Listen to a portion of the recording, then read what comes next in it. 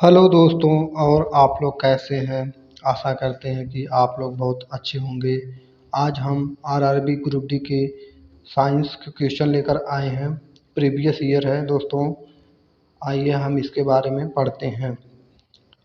तो दोस्तों हमारा पहला क्वेश्चन है, प्रकाश संश्लेषण की प्रक्रिया में निम्नलिखित में से कौन सी गैस बाहर निकलती है?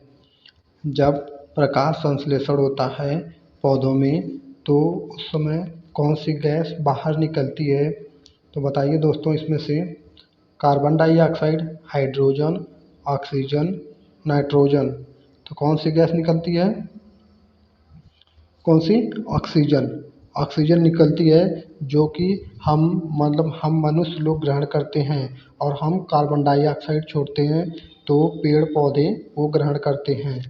तो हमारा कौन सा सही होगा दोस्तों? Option number C, oxygen. Next question हमारा दोस्तों,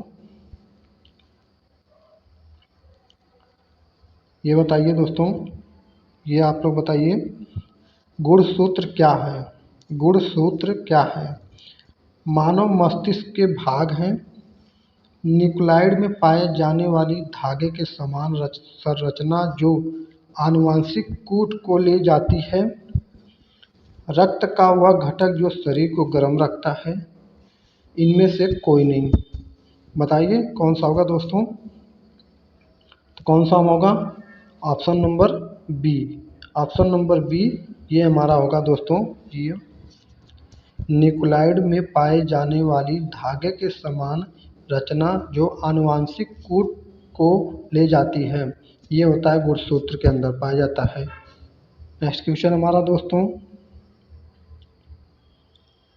ये बताइए दोस्तों, ये प्रीवियस ईयर क्वेश्चन है दोस्तों, और बहुत बार पूछा गया है दोस्तों। ये बहुत बार पूछा गया। देखिए आज ये मैं फिर लेकर आया हूँ।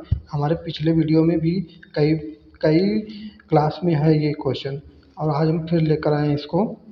तो ये बहुत बार पूछा गया दोस्तों। बताइए क्या होगा? हाइड्रोमीटर किसके मापन में प्रयोग होता है? अपेक्षिक घनत्व, अपेक्षिक आर्द्रता, शुद्ध दूध की शुद्धता, समुद्र की गहराई। तो बताइए दोस्तों कौन सा होगा? तो कौन सा होगा? कौन सा होगा दोस्तों? अपेक्षिक घनत्व। अपेक्षिक घनत्व जो होता है ये हाइड्रोमीटर से मापा जाता है। हाइड्रोमीटर से अपेक्षिक घनत्व, ऑप्शन नंबर ए। देखिए अपेक्षिक आर्द्रता जो होता है दोस्तों, अपेक्षिक आर्द्रता ये हाइग्रोमीटर से नापा जाता है। किससे? हाइग्रोमीटर से नापा जाता है। हाइग्रोमीटर से क्या नापा जाता है? अपेक्षिक आर्द्रता नापी जाती है दोस्तों। वही देखिए शुद्ध दूध की शुद्धता जो नापी जाती है वो उसको नापते हैं लैक्टोमीटर से। किससे? लैक्टोमीटर से। लैक्टोमीटर से दूध की शुद्धता नापी जाती है। वही दोस्तों समुद्र की गहराई होती है, समुद्र की गहराई को नापने के लिए हम किसका प्रयोग करते हैं? हम फायदोमीटर का प्रयोग करते हैं, ये समुद्र की गहराई के। तो हमारा कौन सा उत्तर सही होगा दोस्तों? ऑप्शन नंबर ए, हाइड्रोमीटर से अपेक्षिक घनत्व नापा जाता है। नेक्स्ट क्वेश्चन हमारा दोस्तों, ये बताइए आप लोग, निम्न में से रैबीज रोग होता है। रैबीज रोग किससे होता है? बंदर से, चूहा से, कुत्ता से, सूअर से। तो बताइए किससे होता है? तो हमारा जो रैबीज रोग होता है कुत्ता से हमारा जो होता है रैबीज रोग होता है।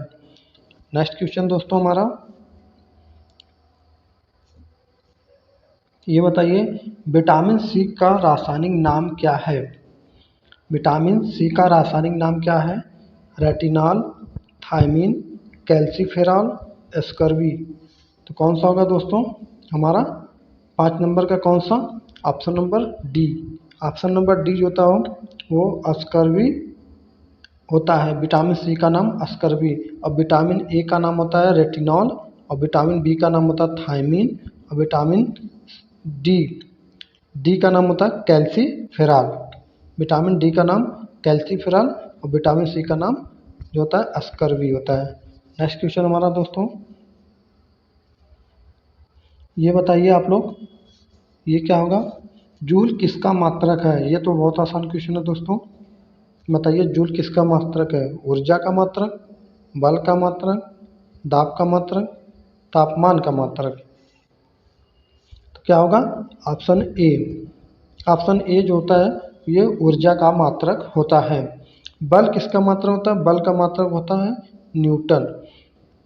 बल का क्या मात्रक होता है? न्यूटन। वही दाब का मात्रक पास्कल्स। क्या होता है दोस्तों? पास्कल्स।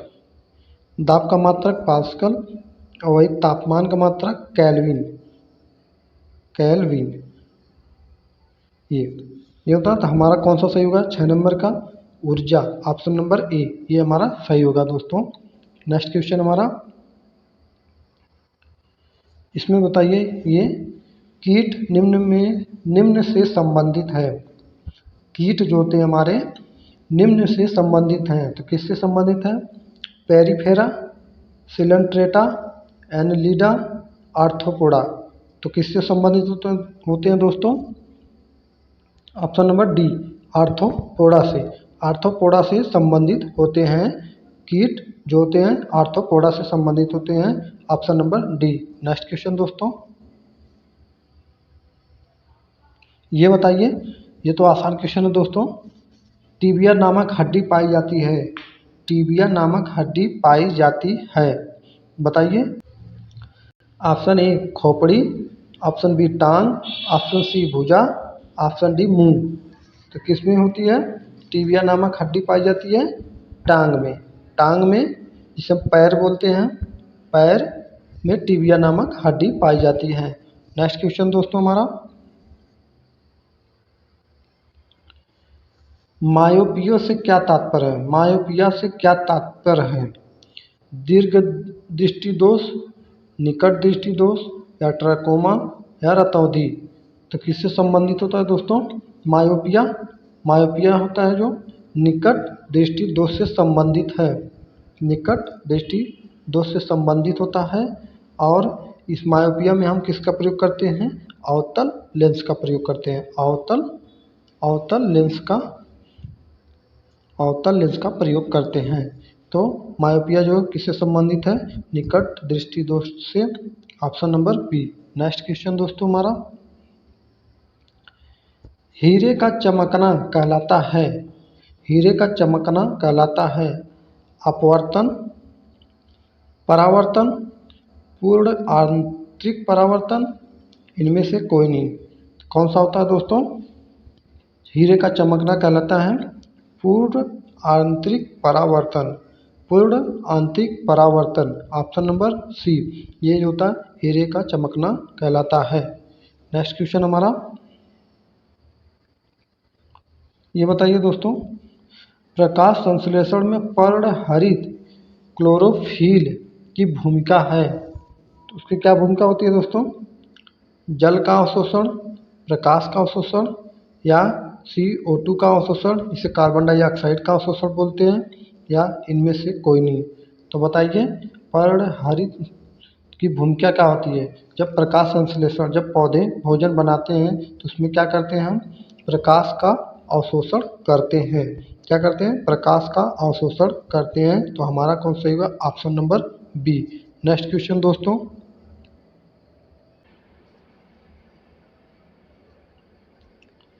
नेक्स्ट 12 नंबर हमारा क्वेश्चन आ गया दोस्तों। नाभिकीय रिएक्टर के विनिर्माण में निम्नलिखित में से कौन सा तत्व अनिवार्य है? बताइए कौन सा होगा? तो नाभिकीय रिएक्टर के विनिर्माण में निम्नलिखित में से कौन सा तत्व अनिवार्य है? Cobalt, nickel, zirconium, tungsten. तो बताइए दोस्तों इसमें से कौन सा महत्वपूर्ण होगा? तो ये जर्कोनियम।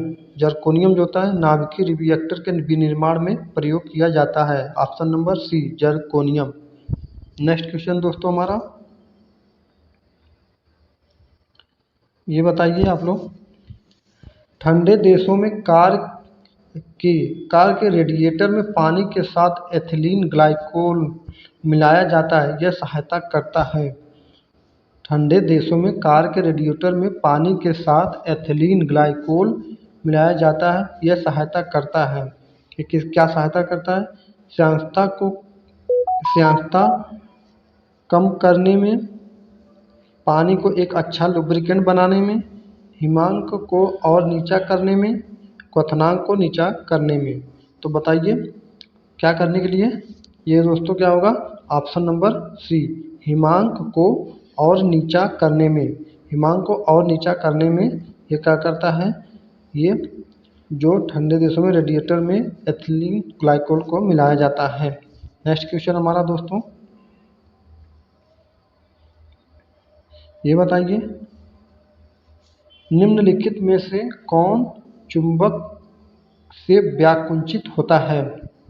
चुंबक से व्याकुंचित होता है, कौन सा होता है? रेडियो तरंगे, एक्स किरणों, बीटा किरणों या यूवी किरणें। तो बताइए कौन सा होगा हमारा सही? जो चुंबक से व्याकुंचित होता है वो होता है रेडियो तरंगे। रेडियो तरंगे चुंबक से व्याकुंचित होते हैं। ऑप्शन नंबर ए हमारा सही होगा। 14 नंबर का ऑप्शन ए सही होगा। नेक्स्ट क्वेश्चन दोस्तों हमारा, ये बताइए आप लोग, सूर्य की विकृत ऊर्जा से होता है। सूर्य की विकृत ऊर्जा से होता है नाभिकीय विखंडन से, नाभिकीय संलयन से, दहन से, कॉस्मिक विकिरण से।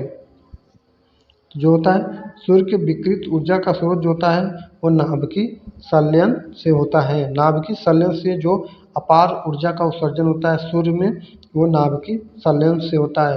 वही नाभिकीय विखंडन जो होता है दोस्तों, वो ये परमाणु परमाणु परमाणु बम परमाणु बम परमाणु बम में अपार ऊर्जा का उत्सर्जन होता है नाभिकीय विखंडन से, और नाभिकीय संलयन से सूर्य की विकृत ऊर्जा का होता है। नेक्स्ट क्वेश्चन, रासायनिक अभिक्रिया में उत्प्रेरक की भूमिका है, मतलब ये क्या बदलता है, ये पूछना चाहता है। रासायनिक अभिक्रिया जब होती है तो उत्प्रेरक की क्या भूमिका होती है जो उसको बदल देती है? अभिक्रिया की ऊष्मा, अभिक्रिया का उत्पादन, या सक्रिय ऊर्जा, या संतुलन स्थिरांक। तो उत्प्रेरक क्या करता है? वो सक्रिय ऊर्जा को बदलना चाहता है। जो ऊर्जा होती है उसको बदल देता है। सक्रिय ऊर्जा जो उसमें उपस्थित ऊर्जा होती है सक्रिय होती है, उसको बदलना करता है उत्प्रेरक। तो कौन सा होगा हमारा सही? Option number C. Next question हमारा दोस्तों, बताइए ये आप लोग, नाभिकीय रिएक्टर में ऊर्जा उत्पन्न होती है।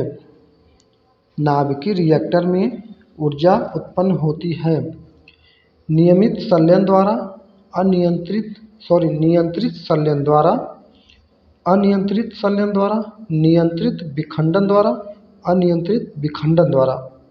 तो बताइए। तो अभी इसके पहले मैं दोस्तों आप लोग को बताया था जो सूर्य में जो ऊर्जा उत्पन्न होती है वह अनियंत्रित संलयन द्वारा उत्पन्न होती है, और वही परमाणु बम में अनियंत्रित विखंडन द्वारा उत्पन्न होती है। तो हमारा 2 बी और डी ऑप्शन तो नहीं होगा, तो कौन सा होगा हमारा? ऑप्शन नंबर, ये देखिए option number C. Option number C जो होगा ये नियंत्रित विखंडन द्वारा जो होता है नाभिकीय रिएक्टर में ऊर्जा उत्पन्न होती है। तो हमारा कौन सही होगा? 17 नंबर का सी। नेक्स्ट क्वेश्चन दोस्तों हमारा,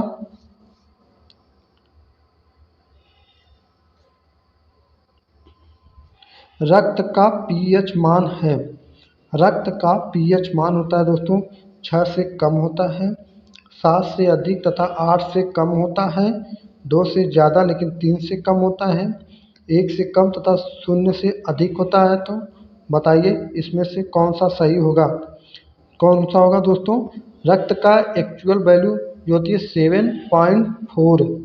7.4 हमारा जो एक्चुअल वैल्यू होती है दोस्तों 7.4 होता है। 7.4 ये हमारी एक्चुअल वैल्यू होती है रक्त का जो पीएच मान होता है। तो हमारा कौन सा सही होगा दोस्तों? 7 से अधिक और 8 से कम, 8 से कम होगा, 7 से अधिक और 8 से कम होगा। तो हमारा कौन सा होगा? Option number B. Next question दोस्तों हमारा, ये बताइए निम्नलिखित में से कौन प्राकृतिक पॉलीमर का उदाहरण नहीं है? देखो यहाँ पूछा है, देखो दोस्तों नहीं है, ये नहीं है तो कौन सा होगा? ऊन एक हमारा प्राकृतिक होता है। सिल्क और रेशम, रेशम के कीट द्वारा निकलते हैं। चमड़ा ये पशुओं द्वारा निकलता है। तो हमारा कौन सा होगा? नायलॉन। नायलॉन जो होता है ये जो होता है प्राकृतिक पॉलीमर नहीं होता है, इसको बनाया जाता है, मनुष्य द्वारा से बनाया जाता है। तो हमारा कौन सही होगा? Option number D. Next question दोस्तों हमारा ये बताइए आप लोग, अम्लराज मिश्रण है, अम्लराज मिश्रण है किसके? तो ये बताइए, ये option A 3HCl+1 hydrogen nitrous oxide है, यही होगा ना दोस्तों? HNO3, ये H3PO4 या H2SO4 या 3HNO3+1 HCl या HCl या CH3COOH। तो कौन सा होगा दोस्तों हमारा? बताइए। तो हमारा ये ऑप्शन नंबर ए होगा, हमारा ऑप्शन नंबर ए जो ये अम्लराज का मिश्रण कहलाता है। ये 3HCl+1HNO3 ये होता है हमारा अम्लराज मिश्रण कहलाता है।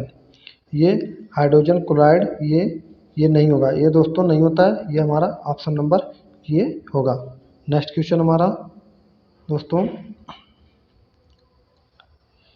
ये बताइए, निम्नलिखित में से किस जोड़े का गलत मिलान किया हुआ है?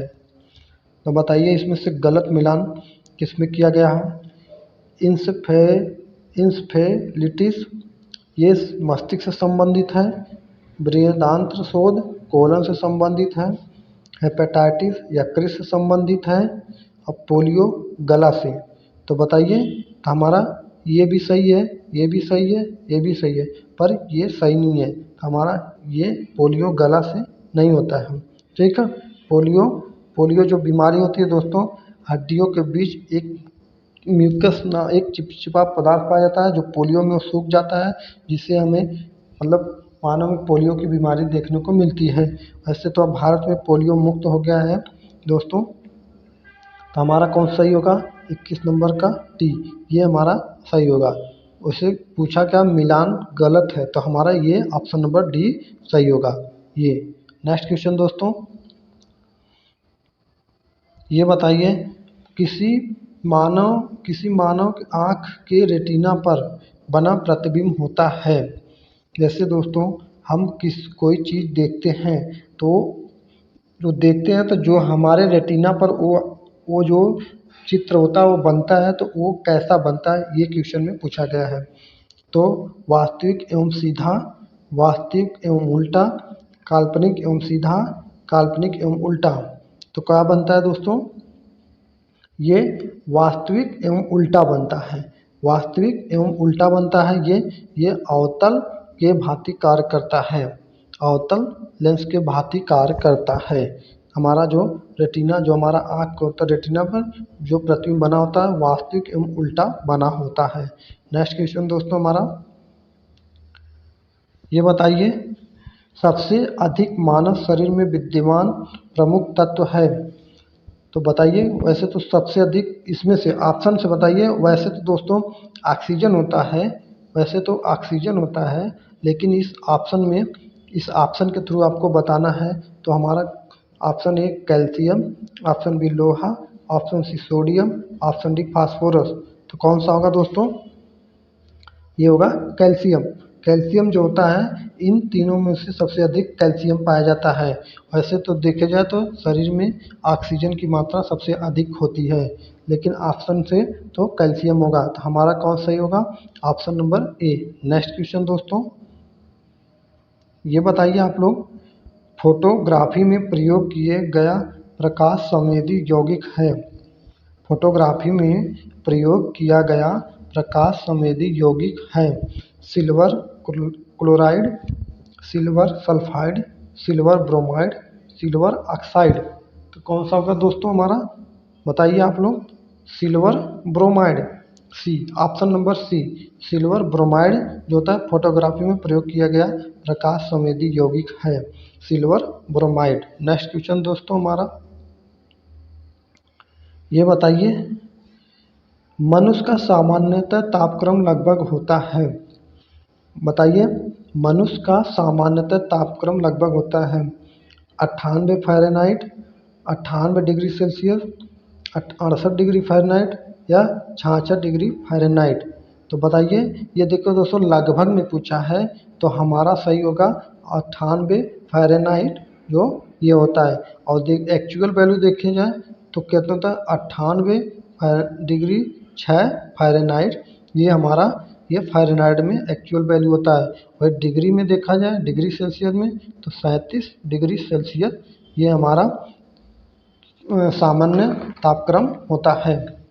तो आशा करते हैं दोस्तों आप लोग को समझ में आ रहा होगा हमारा क्वेश्चन। हम नेक्स्ट वीडियो में दोस्तों फिर प्रीवियस ईयर के क्वेश्चन लेकर आएंगे। दोस्तों हमें सपोर्ट करिए, हमारे चैनल को लाइक और सब्सक्राइब करिए और शेयर करिए दोस्तों। धन्यवाद।